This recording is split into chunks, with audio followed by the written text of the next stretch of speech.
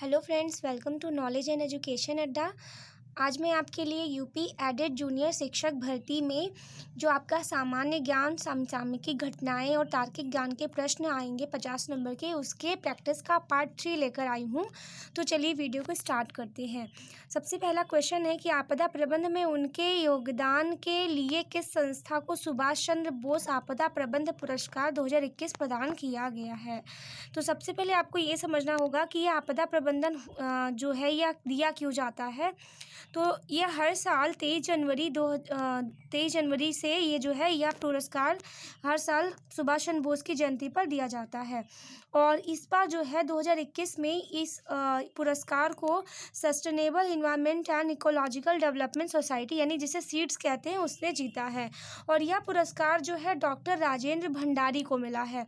Doctor Rajendra Bhandari जो है इन्होंने यहाँ पर जो है ये इस संस्था से जुड़े हुए थे, sustainable environment and ecological society जिसे सीड्स कहा जाता है, डेवलपमेंट सोसाइटी जिसे सीड्स कहा जाता है, उससे जुड़े हुए थे। और उन्होंने जो है इस संस्था में जुड़ करके आपदा प्रबंधन के लिए बहुत ही विशेष योगदान दिया था, जिसकी वजह से उन्हें यह पुरस्कार दिया जा रहा है। अब प्रश्न में उनका नाम नहीं पूछा गया कि यह पुरस्कार किसे दिया गया है, सुभाष चंद्र बोस आपदा प्रबंध पुरस्कार 2021। तो अगर ये प्रश्न अगर होता आपका तो आप इसमें ऑप्शन में अगर होता तो आप बोलते डॉक्टर राजेंद्र कुमार। तो जो आपके राजेंद्र कुमार हैं उन्हीं को जो है यह पुरस्कार दिया गया है, लेकिन वह इस सोसाइटी से जुड़े हुए थे, sustainable environment and ecological development society जिसे सीड्स कहा जाता है। तो इसीलिए उस सोसाइटी को जो है यह पुरस्कार मिला है। तो उसका ऑप्शन नंबर बी सही हो जाएगा। अगला प्रश्न है हेनले पासपोर्ट इंडेक्स 2021 रिपोर्ट हाल ही में जारी की गई थी। इस रिपोर्ट के संदर्भ में निम्न में से कौन सा कथन जो है वो आपका सत्य है। तो यह जो रिपोर्ट है आपकी, पहली बात तो इस रिपोर्ट के बारे में कुछ पॉइंट्स आपको बताती हूँ कि ये जो हेनले पासपोर्ट इंडेक्स होती है यह आपकी जो है मतलब कि बहुत पुराने से चली आ रही है। और इसको जो है आपके 199 देशों से देश जो है इस इंडेक्स को चालू करते हैं। ये है क्या, इसमें जो है एक पासपोर्ट दिया जाता है, जैसे कि जो देश जो पासपोर्ट देगा अगर उसके पास ये इंडेक्स रिपोर्ट होगी तो उस देश के लोग इस पासपोर्ट को ले करके जिसमें उनका नाम दिया होगा उतनी जगहों तक वो बिना किसी पूर्व वीजा के भ्रमण कर सकते हैं। तो जैसे यहाँ जो ये रिपोर्ट है, जिसके पास ये पासपोर्ट होगा उस देश के लोग उस कंट्री के लोग जो होंगे उसमें लिखित रहेगा कि इतने देशों में वो बिना किसी पूर्व वीजा के भ्रमण कर सकते हैं। तो इसमें जो सबसे पहले स्थान पर है वो आपका जो पहले पायदान पर है वो आपका जापान है, और इसके बाद सेकंड नंबर पर आपका जो है वो सिंगापुर है। जबकि आपके अंतिम देशों की सीरीज़ में अगर आप देखेंगे तो सीरिया, इराक और अफगानिस्तान है। तो अफगानिस्तान जो है वो आपका अंतिम है और जापान आपके इस रिपोर्ट में पहले स्थान पर है। वहीं भारत की स्थिति को देखें तो यह आपके 85वें स्थान पर है, यानी कि 85वें स्थान पर है। तो ये आपका दोनों सही है। इसके साथ ही यहाँ पर एक बात ये भी है कि इस रिपोर्ट में लगभग यहाँ पर शीर्ष 3 स्थानों पर एशियाई देश हैं। मतलब तीनों ही देश जो आपके हैं, जापान, सिंगापुर और एक देश और है आपका, वो भी एशिया का ही है। तीनों आपके एशियाई देश इस पे इंक्लूड हैं। तो यहाँ पर आपके तीनों ऑप्शन सही हैं, जो कि ऑप्शन नंबर डी है।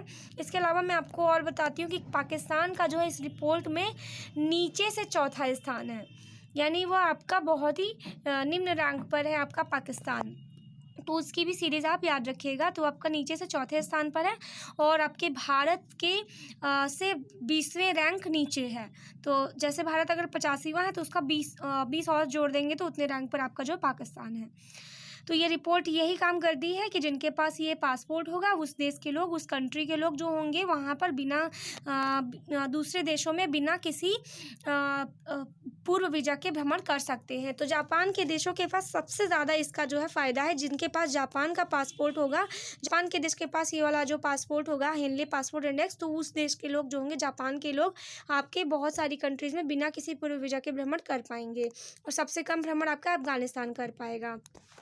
अगला प्रश्न है सरकार ने लोकसभा और विधानसभा के चुनाव के प्रत्याशियों को चुनावी खर्च की सीमा में 10% की बढ़ोतरी की है। इस बढ़ोतरी के बाद विधानसभा चुनाव के प्रत्याशियों को चुनावी खर्च की सीमा तय की गई है। तो यह कितनी है, यह राशि कितनी है।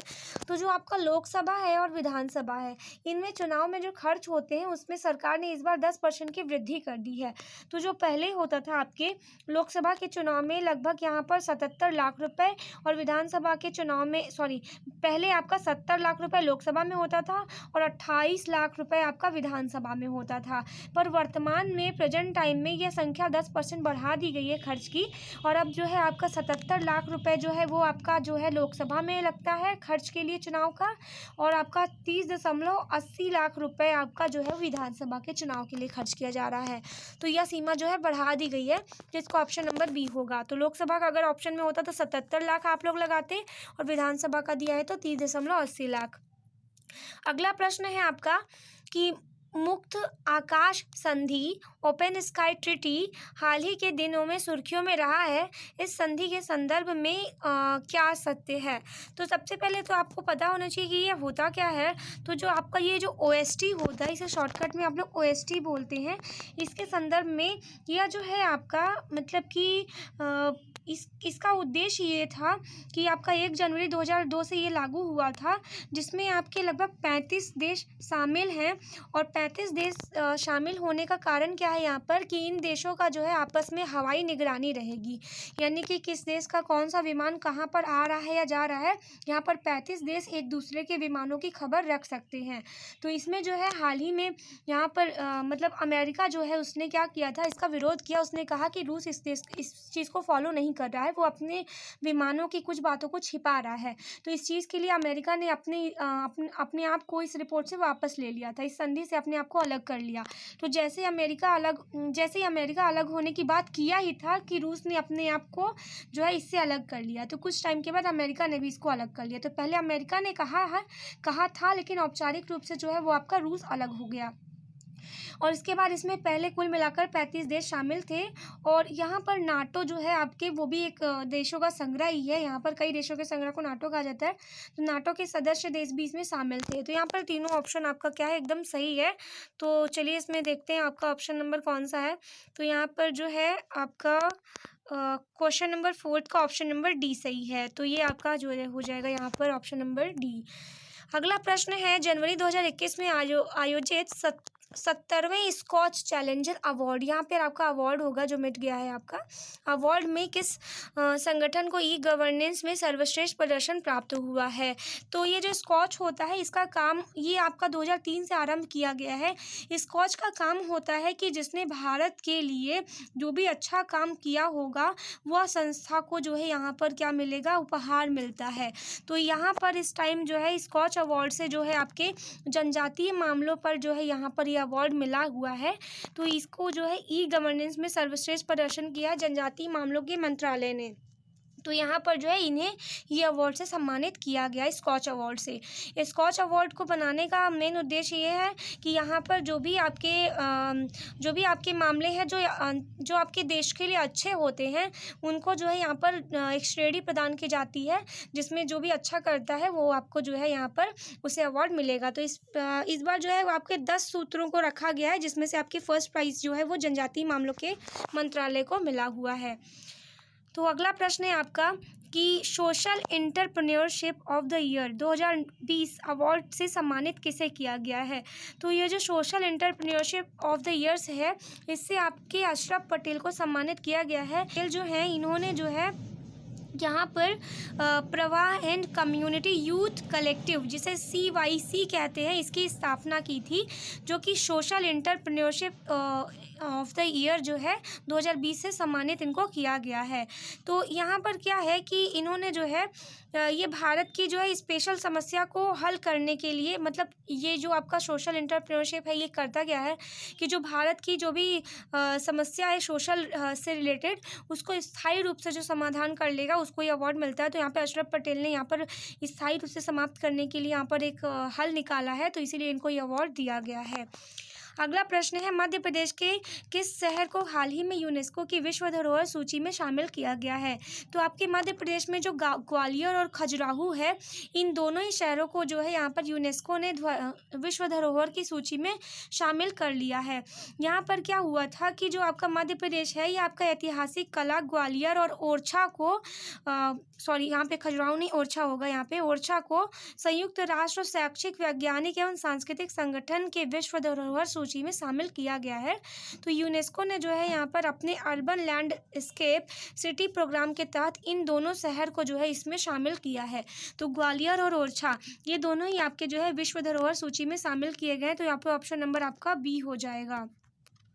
अगला प्रश्न है, अंतर्राष्ट्रीय दिव्यांग दिवस कब से मनाया जा रहा है? तो आपका अंतर्राष्ट्रीय दिव्यांग दिवस प्रत्येक वर्ष 3 दिसंबर को मनाया जाता है। इसकी शुरुआत जो है वो आपकी की गई थी 1992 से, यानी 1992 से इसकी शुरुआत की गई थी। वैसे इसके बारे में आपके यूएसए ने बहुत पहले से ही कहा था, लेकिन यूएसए के द्वारा ही इसको 1992 से शुरू किया गया था। उनके तहत ये कहा गया था कि दिव्यांगजनों के लिए भी अपना एक दिन होना चाहिए जिससे इनको प्रोत्साहन मिले और ये विशेष कार्यों को कर सके। और आपको एक जानकारी देती हूँ कि 27 दिसंबर 2015 को यहाँ पर प्रधानमंत्री नरेंद्र मोदी जी ने यहाँ पर विकलांग की जगह पर ही दिव्यांग शब्द का प्रयोग किया और उन्होंने ये बोला था कि दिव्यांग का अर्थ होता है कि जिनके पास दिव्य अंग हो, यानी जो विशिष्ट कार्य कर सकते हों। तो जो विकलांग लोग हैं वो आपके विशिष्ट कार्य करने में सक्षम होते हैं, इसलिए इनको दिव्यांग कहा जाना चाहिए। तो भारत लेवल पर भी अब जो है इन्हें दिव्यांग कहा जाने लगा, लेकिन इसका काफ़ी विरोध भी हुआ था और लोगों ने कहा कि हमें दिव्यांग नहीं बल्कि हमें विकलांग के रूप में ही अपनाया जाना चाहिए, कि आपके सिर्फ एक नाम बदल देने मात्र से लोगों की सोच नहीं बदल जाएगी। अगर आपको कुछ करना ही है तो आप हमारे लिए कुछ विशिष्ट कार्य कीजिए, नाम बदलने से कुछ नहीं होता। तो इस चीज़ का विरोध भी हुआ था। अगला प्रश्न है, प्रधानमंत्री नरेंद्र मोदी ने, क्वेश्चन नंबर 9 है आपका, हाल ही में माल ढुलाई के लिए विशेष रेल मार्ग न्यू खुर्जा खंड का उद्घाटन है। इस रेल मार्ग के संदर्भ में कौन सा सही है? तो यहाँ पर जो है यहाँ पर भारत सरकार द्वारा हाल ही में माल ढुलाई के लिए यहाँ पर 2 डेडिकेटेड फ्रेट कॉरिडोर की तैयारी की गई है।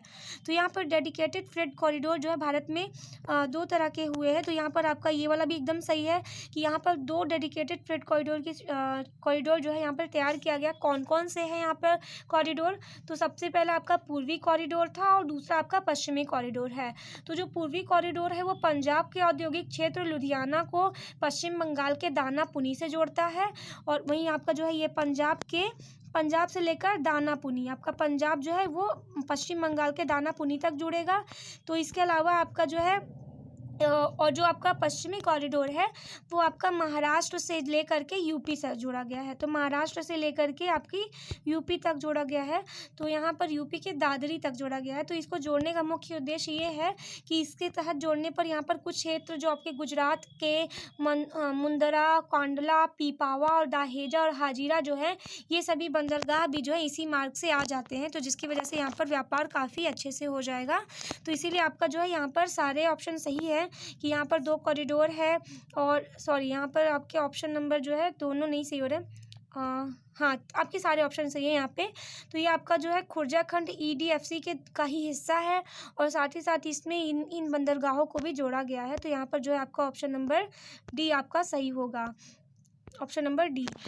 तो चलिए नेक्स्ट प्रश्न की तरफ चलते हैं। तो अगला प्रश्न है आपका क्वेश्चन नंबर 10, जिसमें ये बोला गया है कि विश्व में किसी भी देश में सबसे लंबे समय तक पद पर रहने वाले शेख खलीफा बिन सलमान अल खलीफा किस देश के प्रधानमंत्री थे और जिनका हाल ही में निधन हो गया है? तो ये जो आपके थे शेख खलीफा बिन सलमान अल खलीफा, काफ़ी लंबा नाम है इनका। तो ये जो है आपके बहरीन के जो है वो प्रधानमंत्री थे और काफ़ी लंबे समय तक जो है इन्होंने यहाँ पर जो है प्रधानमंत्री का पद जो है संभाला था। तो 24 नवंबर जो है आपके 1935 को इनका जन्म हुआ था। 24 नवंबर 1935 बहरीन में इनका जन्म हुआ था और 15 अगस्त 1971 को यहाँ पर जो है बहरीन की स्वतंत्रता से 1 वर्ष पूर्व ही इनको जो है खलीफा का पद मिल गया था। और उन्होंने 3 दशक से अधिक समय, 3 दशक, 1 दशक में आपका जो है यहाँ पर 10 हो जाता है, यानी कि 3 दशक से अधिक समय तक इन्होंने बहरीन के राजनीतिक और आर्थिक मामलों को संभाला है।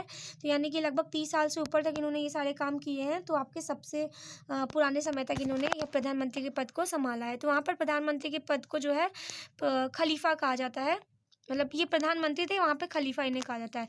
अगला प्रश्न है आपका, गौतम बुद्ध ने किस धर्म प्रवर्तक सूत्र का उपदेश दिया था, मतलब कहाँ पर धर्म प्रवर्तक सूत्र का उपदेश दिया था। तो पहले तो आपको पता होना चाहिए धर्म प्रवर्तक सूत्र क्या होता है। तो जो गौतम बुद्ध ने प्रथम उपदेश दिया था उसे धर्म चक्र प्रवर्तन कहा जाता है। जैसे आपके जो है यहाँ पर पाली भाषा में धम्म चक्र पवत्तन सुत्त भी कहा जाता है, पवतन सुत्त भी कहा जाता है, जिसमें यहाँ पर जो है सबसे पहला उपदेश जो है ये इसे धर्म चक्र प्रवर्तक कहा जाता है। और गौतम बुद्ध ने सबसे पहला अपना जो उपदेश दिया था वो सारनाथ में दिया था, बनारस में दिया था। बाकी लुम्बिनी कपिलवस्तु में इनका जन्म हुआ था। और इसके साथ ही साथ इन्होंने जो है यहाँ पर सबसे अधिक उपदेश जो है वो बोधगया में दिया था। तो अगर आपकी मतलब सबसे अधिक उपदेश जो है आपका श्रावस्ती में दिया था और बोधगया में इन्हें ज्ञान की प्राप्ति हुई थी। तो यहाँ पर जो है आपके गौतम बुद्ध का यहाँ पे ऑप्शन नंबर यहाँ पर डी हो जाएगा उनके लिए कि सबसे पहला जो सूत्र है इन्हें धर्म चक्र प्रवर्तक कहा जाता है वो सारनाथ में दिया था इन्होंने सबसे पहला उपदेश। और इसके अलावा हम लोगों ने देखा था इसके पहले वाले पार्ट में कि इनके जो है मतलब मृत्यु को क्या कहा जाता है, महाभिनिष्क्रमण कहा जाता है। तो ये आपके कुशीनगर में हुआ था इनका महाभिनिष्क्रमण। अगला प्रश्न है आपके खगोलविद बराह मिहिर और कालिदास किसके दरबारी कवि थे। तो आपके बराह मिहिर और कालिदास जो है ये चंद्रगुप्त विक्रमादित्य के जो है यहाँ पर क्या रहते हैं, उनके दरबारी कवि रहते हैं। विक्रमादित्य के दरबार में यहाँ पर 9 रत्नों को रखा गया है, जिनमें आपके 2 तो बराह मिहिर और बराह मिहिर और कालिदास है। इसके अलावा आपके जो है यहाँ पर क्या रहते हैं, धन्वंतरी भी रहते हैं। धन्वंतरी जो है वो भी आपके इसी में ही है। इसके अलावा यहाँ पर आपके जो है छपड़क जो है वो भी आपके क्या है, यहाँ पर कालिदास और चंद्रगुप्त विक्रमादित्य के क्या है, दरबारी कवि रहते हैं। इसके अलावा जो है यहाँ पर आपके अमर सिंह जो है वो भी आपके चंद्रगुप्त विक्रमादित्य के दरबारी में रहते हैं यहाँ पे। इसके अलावा यहाँ पे जो है आपके शंकु भी हैं।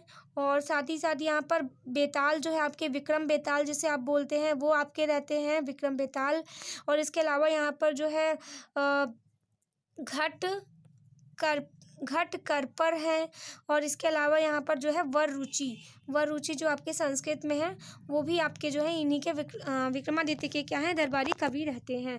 तो इतने लोग जो है इनके दरबारी कवि रहते हैं, मतलब दरबार में रहते हैं 9 रत्न। तो यहाँ पर जो है सबके अलग अलग कार्य हैं।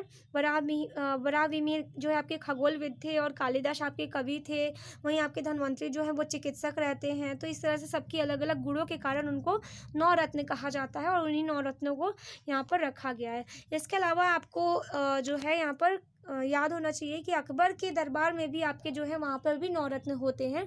तो वो कौन कौन से हैं उसे आप हमें कमेंट बॉक्स के थ्रू बताइएगा।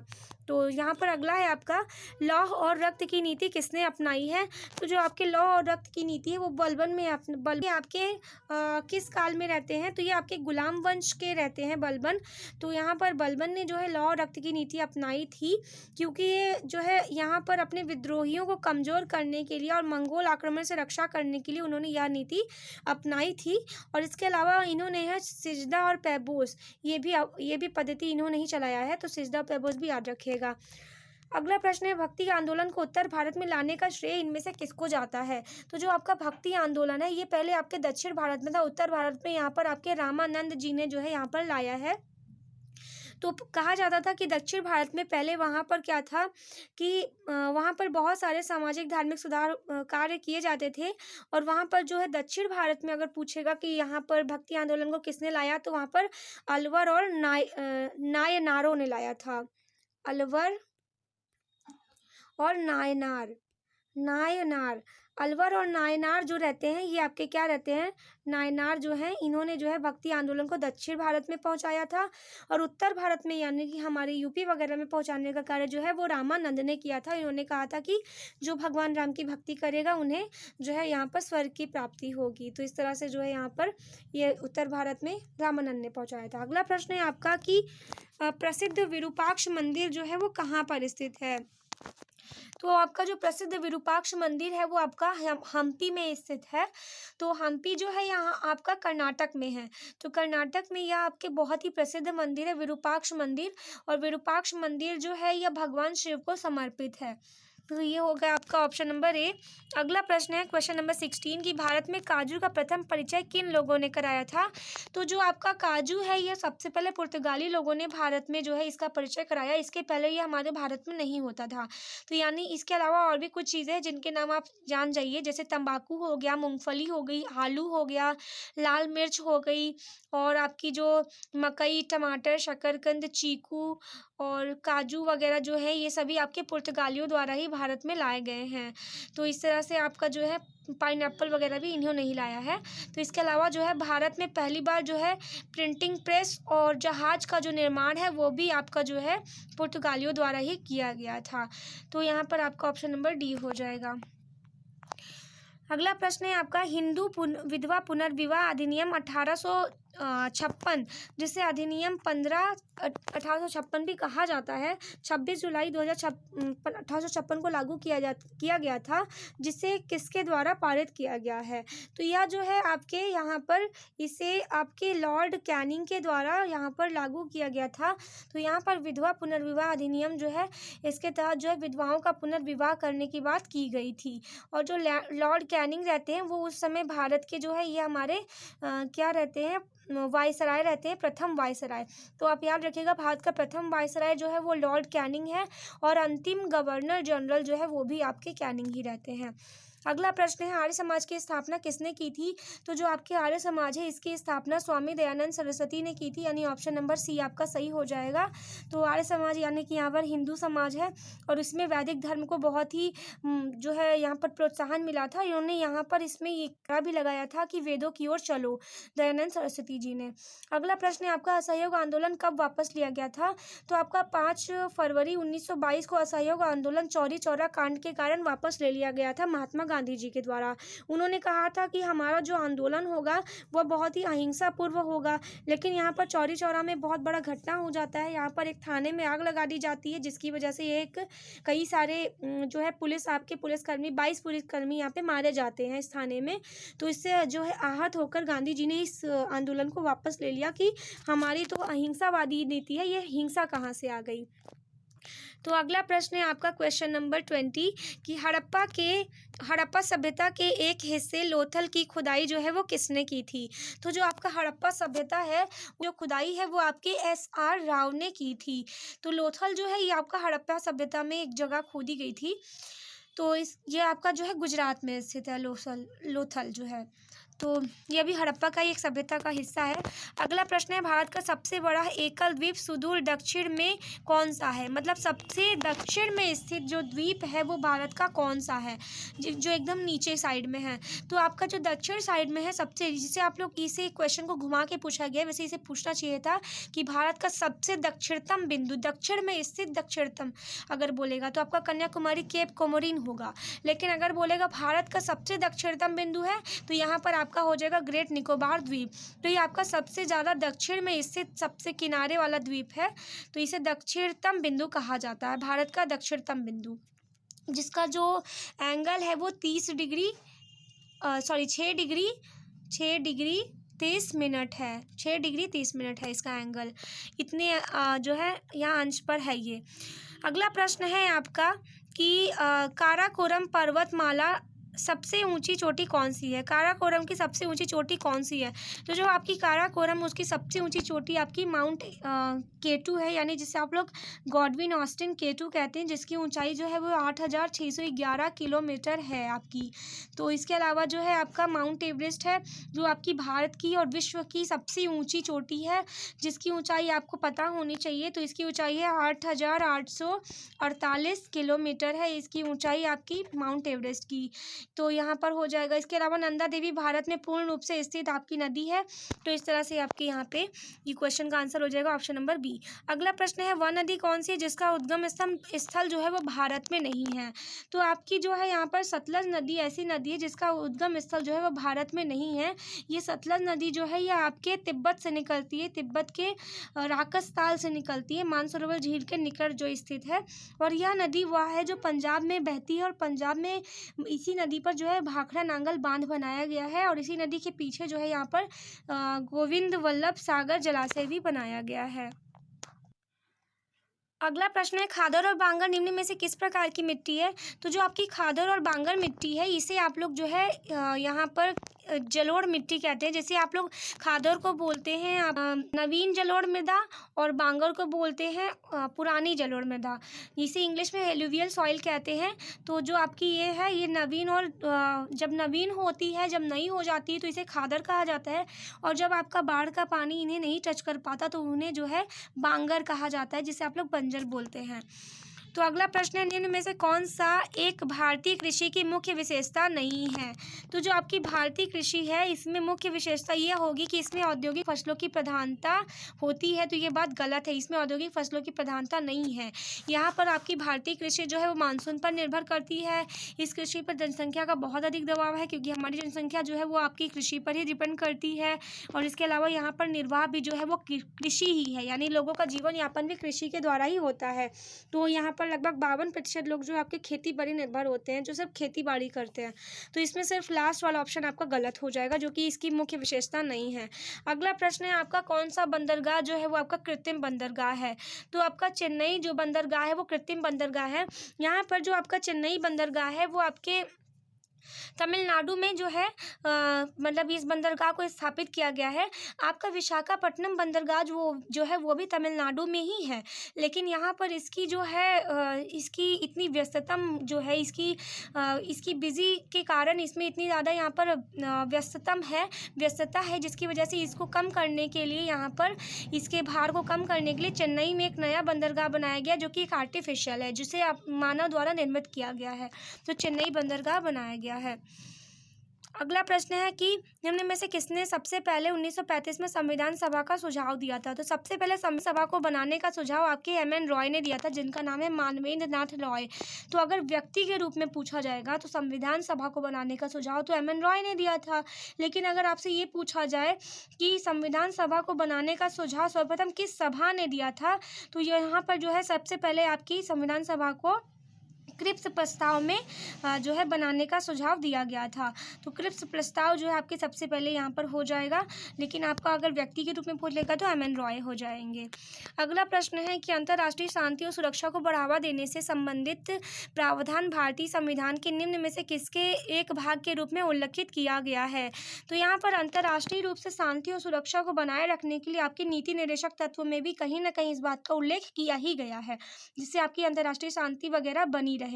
तो आपका नीति निर्देशक तत्व जो है, ये अनुच्छेद जो है, इसका उल्लेख अनुच्छेद 51 में किया गया है। तो वहीं पर आपका जो है अनुच्छेद 36 से 51 आपका नीति निर्देशक तत्व है। तो इसी वजह से आपके 36 से 51 में होने के कारण 51 जो है वो आपका अंतर्राष्ट्रीय शांति और सुरक्षा को बढ़ावा देने की बात करता है, तो वो आपका इसी में आ जाएगा।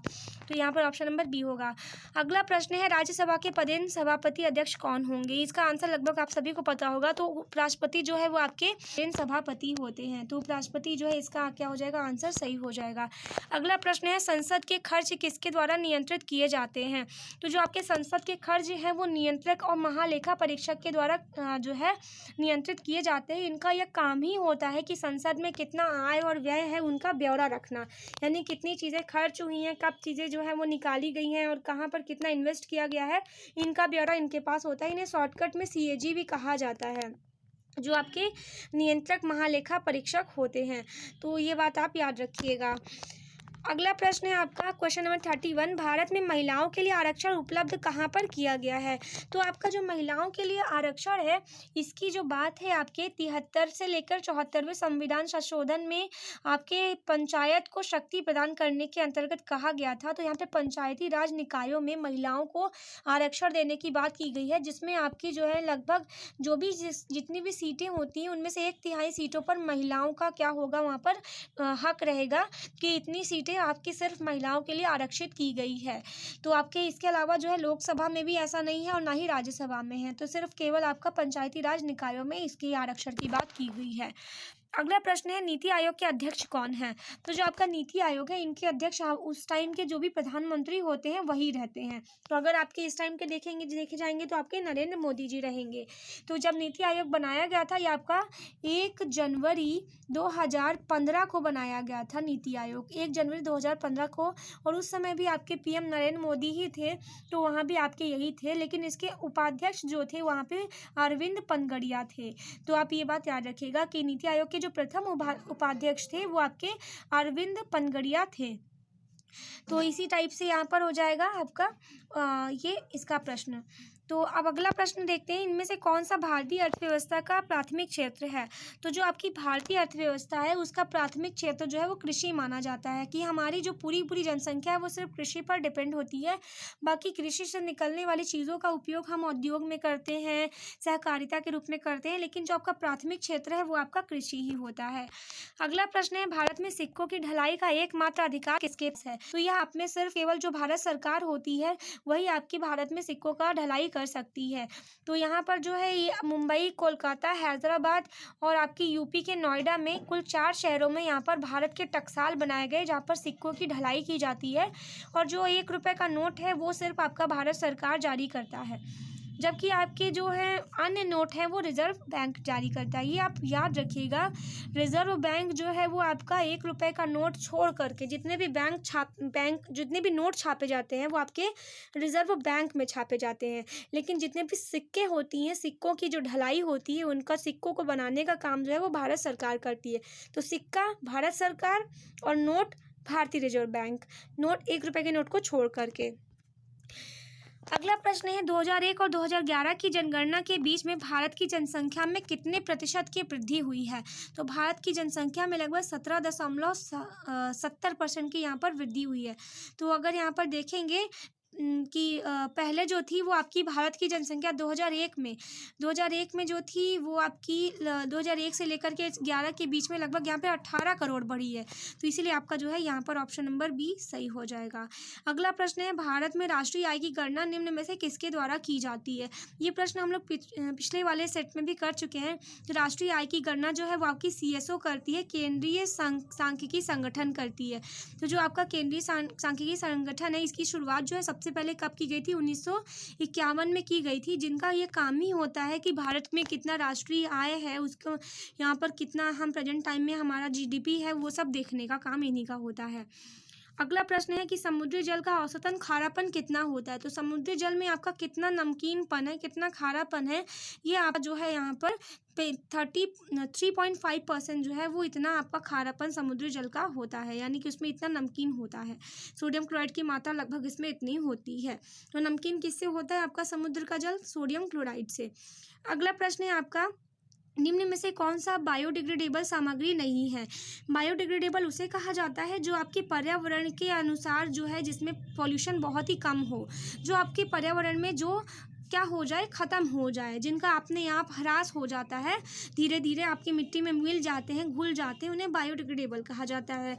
और जो नहीं घुल पाते उन्हें जैव नॉन बायोडिग्रेडेबल और अजैव निम्नीकरणीय सामग्री कहा जाता है। तो जो आपके पर्यावरण में घुल जाते हैं वो आपके जानवरों की हड्डियां जो रहती है वो भी घुल जाती हैं, आपकी लकड़ियां भी घुल जाती हैं, आपका कपास भी घुल जाता है। लेकिन आपका जो एल्यूमिनियम है वो आपका जो है एक मेटल है, और यानी कि आपका धातु है, और धातु कभी भी गलता नहीं है। गला तो सकते हैं लेकिन उसको कभी आप ख़त्म नहीं कर सकते हैं, वो आपकी बना ही रहेगा, इसलिए आपका यहाँ पर सी हो जाएगा। अगला प्रश्न है, निम्न में से क्या जलीय निकायों में होने वाले प्रदूषण में योगदान नहीं करता है? तो आपके जलीय निकायों में जो आपका प्रदूषण है, मतलब जल में प्रदूषण जो है वो इनमें से किनके द्वारा जो है वो नहीं होता है? तो आपका जल में जो प्रदूषण है यहाँ पर भारी धातुओं के द्वारा, अगर आप लोग धातु को डाल देंगे, जैसे पारा वगैरह अगर डाल दिया जाए तो उसके कारण मिनीमाता रोग हो जाता है, तो उसके कारण भी जल में प्रदूषण होता है। इसके अलावा आपका जो माइक्रो प्लास्टिक है वो भी अगर आप डालेंगे तब भी आपका जल में प्रदूषण होगा। आप लोग कीटनाशक का प्रयोग करेंगे तब भी जल में प्रदूषण होगा। सिर्फ आपका जो ओजोन है, ये ओजोन एक परत है आपकी जो आपकी पर्यावरण में प्रदूषण कर सकती है, लेकिन जल में प्रदूषण का इससे कोई फर्क नहीं पड़ता। जो जल में प्रदूषण नहीं करती बल्कि जल के यहाँ पर मात्रा को बढ़ा सकती है समुद्रों में गर्मी की वजह से, लेकिन जल का प्रदूषण नहीं करती है। अगला प्रश्न है, निम्न में से किसके परिणाम स्वरूप पानी की गुणवत्ता में गिरावट आई है?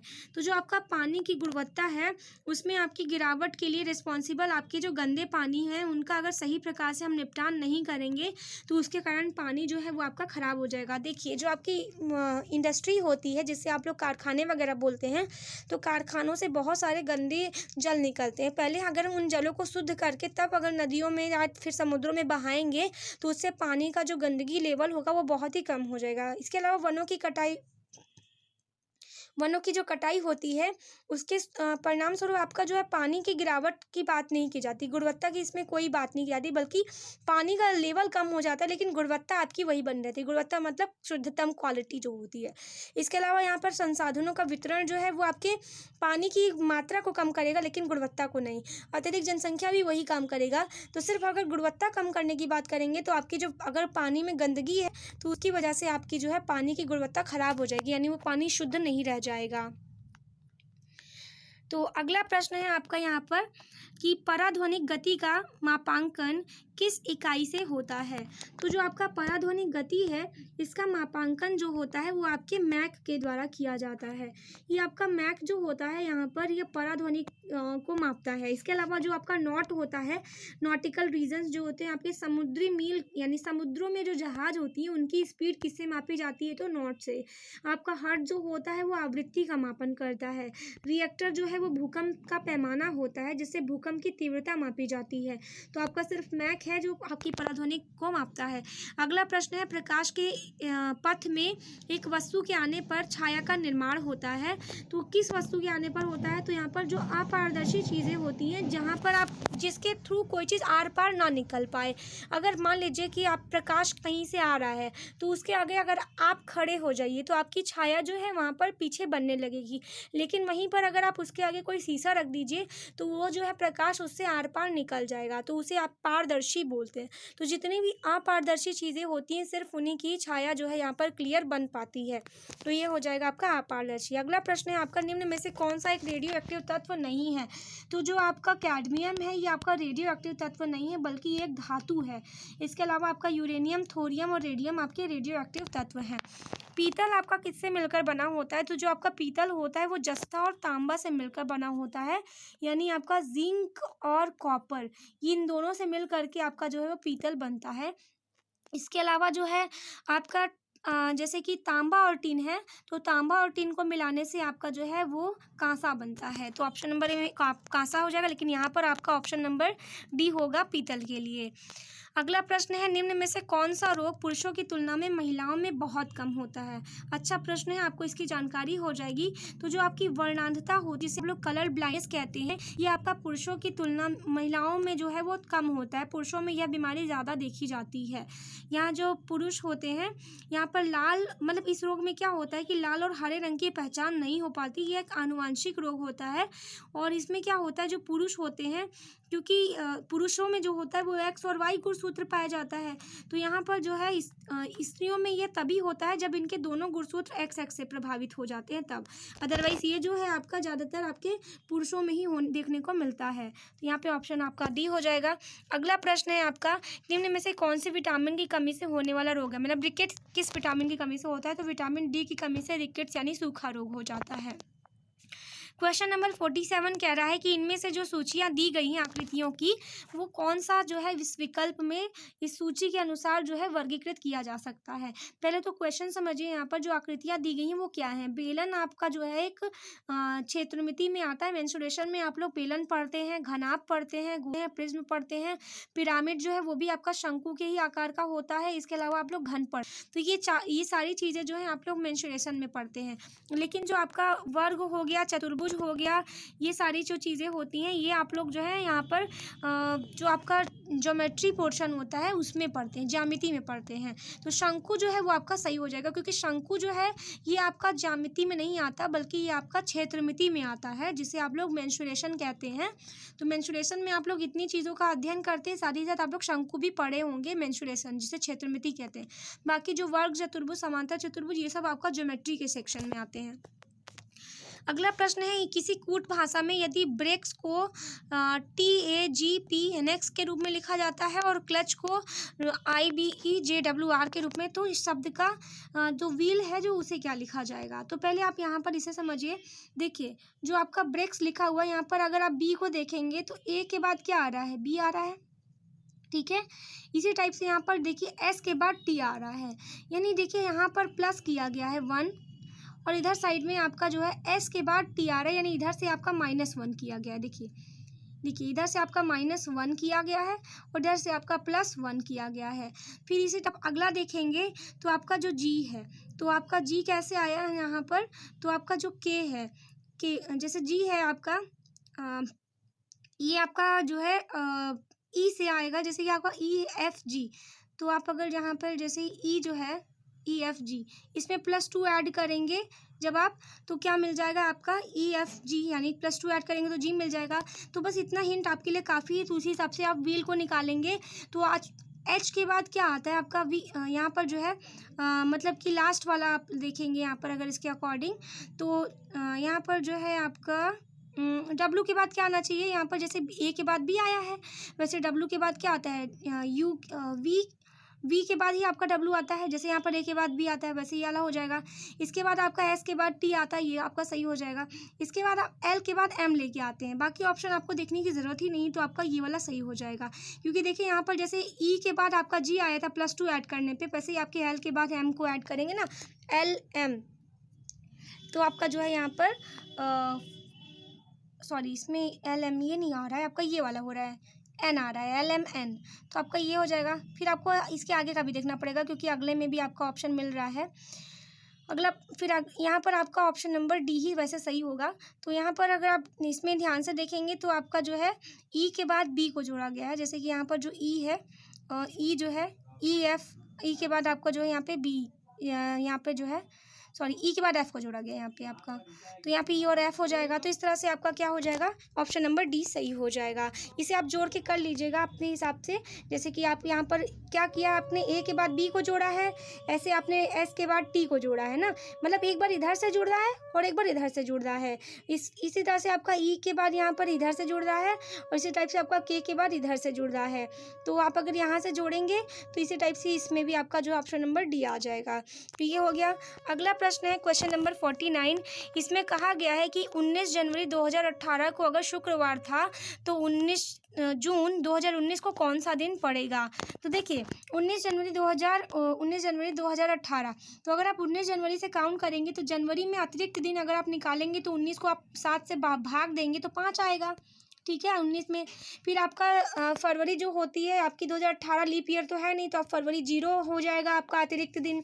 फिर आपका जनवरी फरवरी, फिर इसी तरह से आपका मार्च जो है वो उसमें अतिरिक्त दिन 3 होता है, अप्रैल में आपका 2 होता है, मई में आपका 3 होता है, इसी टाइप से आपका जून में जो होता है वो 2 होता है, और आपका जुलाई में जो होता है वो 3 अतिरिक्त दिन होता है, अगस्त में जो होता है वो भी आपका 3 होता है, सितंबर में आपका 2 होता है, अक्टूबर में आपका 3 अतिरिक्त दिन होता है, नवंबर में आपका 2 होता है और दिसंबर में आपका 3 अतिरिक्त दिन होता है। तो ये आपका हो जाएगा 2018 के अतिरिक्त दिन पूरे। लेकिन आपको 19 जून का 2019 का पूछा हुआ है, तो जून की शुरुआत 2019 की पहले करेंगे तो जनवरी से करेंगे। तो जनवरी में अगर आप देखेंगे 2019 में तो आपका फिर से अतिरिक्त दिन आपका 3 आ जाएगा, तो इसी के आगे +3 आप और जोड़ेंगे। फिर फरवरी भी आपका लीप ईयर नहीं है तो 0 ही आ जाएगा। फिर आपका मार्च जो है उसमें अतिरिक्त दिन 3 आता है। फिर आपका अप्रैल में अतिरिक्त दिन जो है वो आपका 2 होता है। फिर मई में अतिरिक्त दिन आपका 3 होता है। इसी टाइप से 19 जून का आप अतिरिक्त दिन 9 से 19 को 7 से भाग देंगे तो 5 आएगा, तो 5 होता है। आप इन टोटल को जब आप सम करेंगे तो आपका आएगा कितना, 47। तो 47 को जब आप फिर से 7 से भाग देंगे तो आपका अतिरिक्त दिन कितना आ रहा है, 5 आ रहा है। तो जब आपका पीछे वाले दिन दिए होते हैं और आगे वाले पूछता है तो उसमें आप लोग इसको क्या करते हैं, कैलेंडर में उसको ऐड करते जाते हैं। जैसे हम आपसे पूछे अगर आज अगर मान लीजिए आपका जो भी दिन है, आपका मान लीजिए आज सोमवार है, तो अगले हफ्ते सोमवार को, अगले हफ्ते जो है वो 25 तारीख को सोमवार कब पड़ेगी, तो आप उसमें ऐड ही करेंगे। तो वैसे यहाँ पर भी आप 5 दिन जो है शुक्रवार में ऐड करेंगे।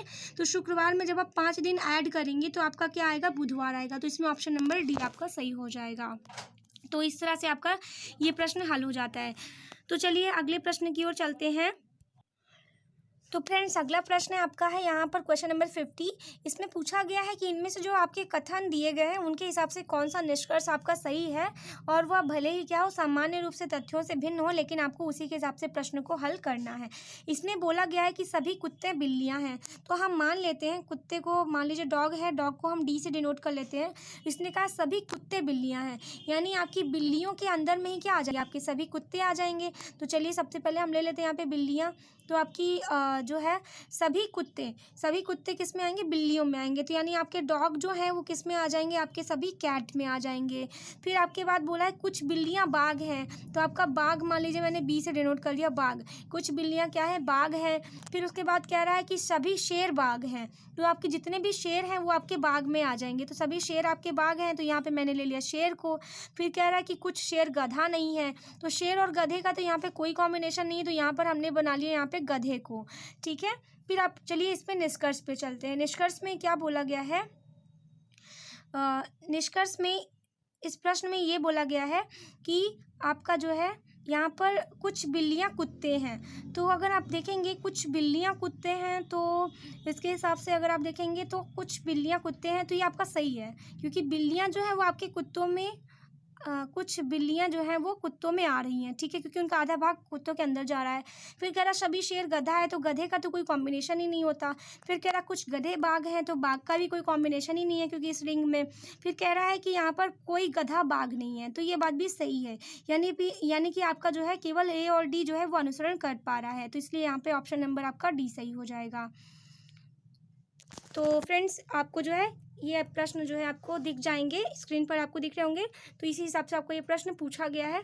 तो फ्रेंड्स तो आज का वीडियो जो है हम यहीं पर समाप्त करते हैं। तो आपको आज का ये जो है सेशन कैसा लगे आप ज़रूर बताइएगा, और प्लीज़ मेरे चैनल को सब्सक्राइब कर लीजिए और बेल आइकन को प्रेस कर लीजिए। आज के लिए बस इतना ही। Thank you so much for watching.